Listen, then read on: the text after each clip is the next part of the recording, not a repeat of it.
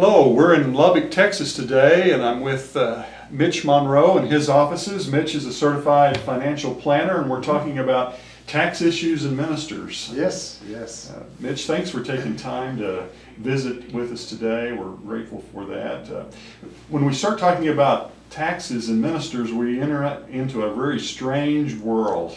Yes, very much. What makes the minister an unusual person when it comes to tax obligations? Well, there's so many unique tax rules. The IRS has just over the years made it a unique situation in understanding the ins and outs of how a minister's tax situation works. For starters, that they have a dual status, and that's not something you hear.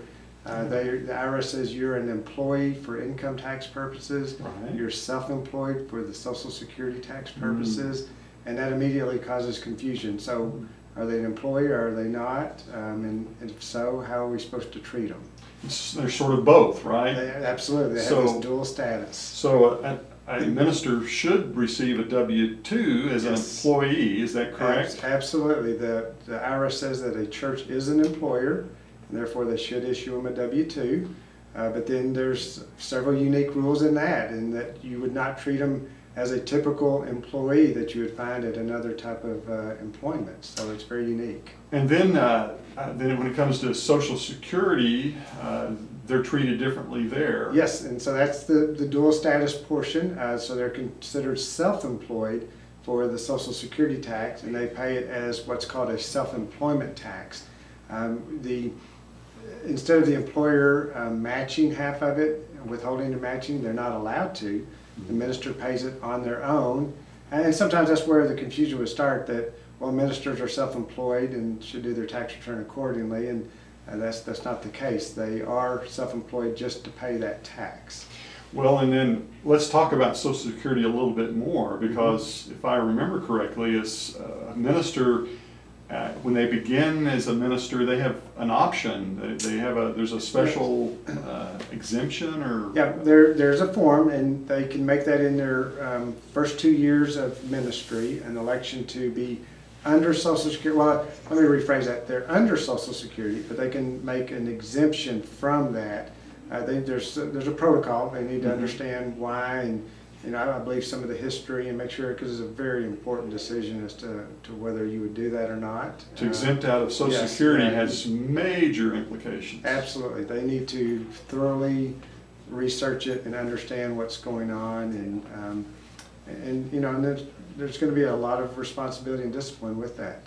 Right. To opt out of Social Security leaves you without a social net underneath you as you begin to advance in age. Yes. So it's not something to. I mean, it's something to be taken very seriously. So talk to a certified financial planner. Well, yes. Talk to somebody understand. To engage in that. I'm trying to think. It seems like there's another.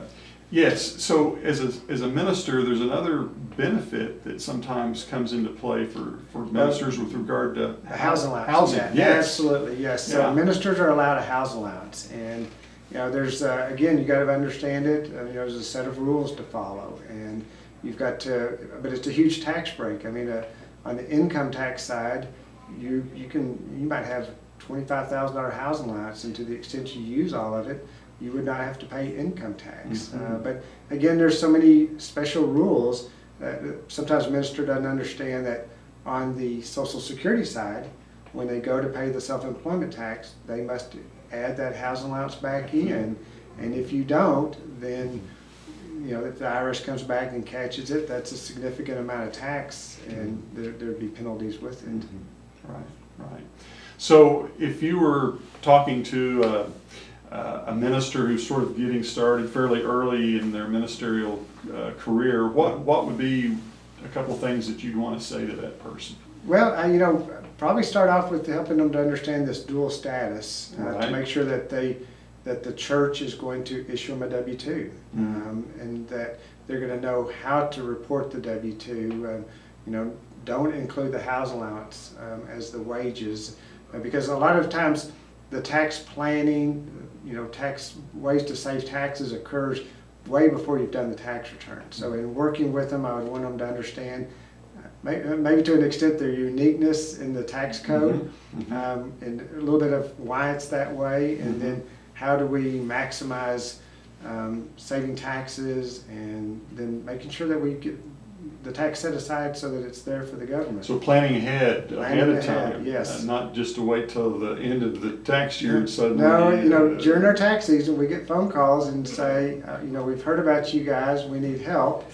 But at that point, I'm not gonna be able to say, I'll be able to do your tax return, Right. but there's not gonna be any tax savings. And there's times where they say, oh, I didn't get a housing allowance set up last year, can we go back and do that? And the answer is no, and you're just not gonna have that break. Right. So let's fix it going forward. Well, if I flip that a little bit, then it seems like there's some things that churches need to pay attention to as the employer with the handling tax issues. Absolutely. A lot of it's going to be education, understanding your responsibilities, and then once you know that, following through, because they're very, there's still a significant number of churches that don't understand that they should be issuing a W-2. They'll still want to issue a 1099. We get tax returns and they've not gotten anything. The church didn't give them anything to report it. As income, right. Yeah, and so, there's an educational process for the church to understand that. And then once they realize, okay, they're an employee, we've got to give them a W-2, then there's a whole set of rules for the employee who happens to be a minister versus the employee who's maybe a secretary. The secretary won't have a house allowance. So there's some nuances that they need to be aware of, and understand that that's a responsibility that the IRS has placed on them. Right. Well, really what we're talking about with all of this is about how to be good stewards of what, Absolutely. what Yes. God's given to us, and how churches care for their ministry and their ministers, Yes, their yeah. ministry staff.